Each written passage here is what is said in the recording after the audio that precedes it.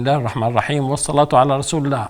زي ما أوعدتكم في السابق، أنا حبدأ أعطيكم وصفات من موجودة عندكم ومن الأشياء اللي بنتعاطى فيها. هلأ مشكلة السعال مشكلة كبيرة كثير، الإنسان بيعاني وبيروح وباخذ أدوية وباخذ كذا، وللأسف ما بتتجاوبش.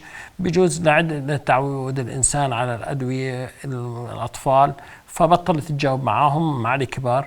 أنا بدي أعطي وصفة سهلة موجودة تكون موادها في البيت. البابونج موجود كمان، وعندنا الزعتر موجود، وعندنا موجود كمان الزنجبيل.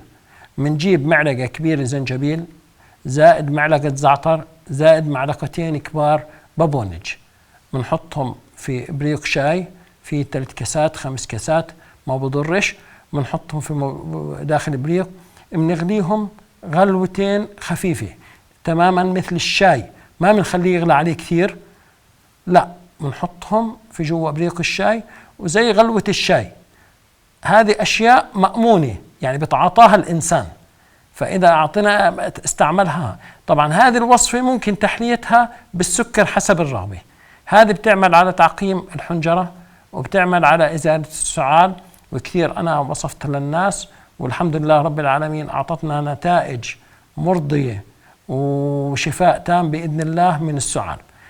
شغلة بسيطة وشغلة سهلة ومتوفرة في البيت ومش مكلفة.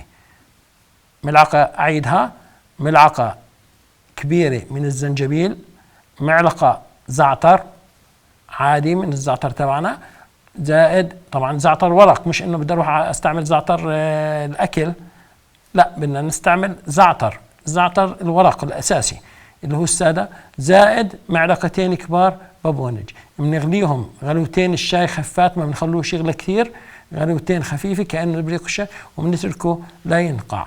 ويفضل انه شربه ساخن، يعني حتى كل مرة خلال اليوم على نفس البريق بدي أنا أسخنه شوية، أو إني بعمل كل وقت بوقته.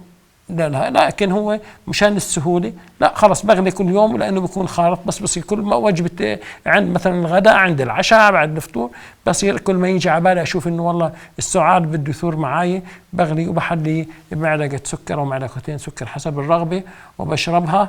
بيكون بإذن الله خلال 3-4 أيام بلشت تتحسن، خلال أسبوع إن شاء الله بيكون راح سعال صلوا معاي سنة أو أشهر. وشكرا لكم على حسن استماعكم. إلى اللقاء في حلقات قادمة بإذن الله. معكم طبيب الأعشاب سليمان غازي يعقوب، عضو المؤتمر العربي للنباتات الطبية.